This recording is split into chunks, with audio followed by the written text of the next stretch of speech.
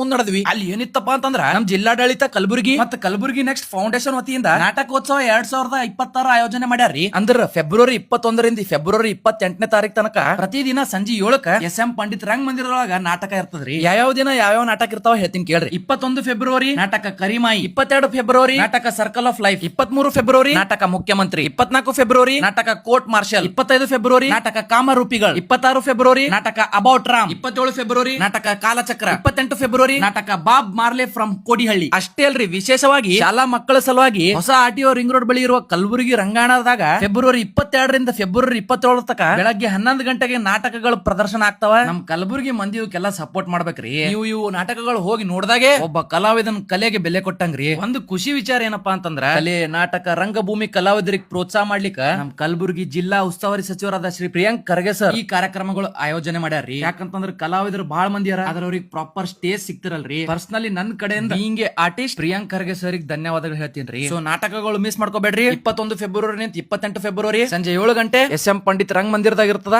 ನಮಸ್ಕಾರ.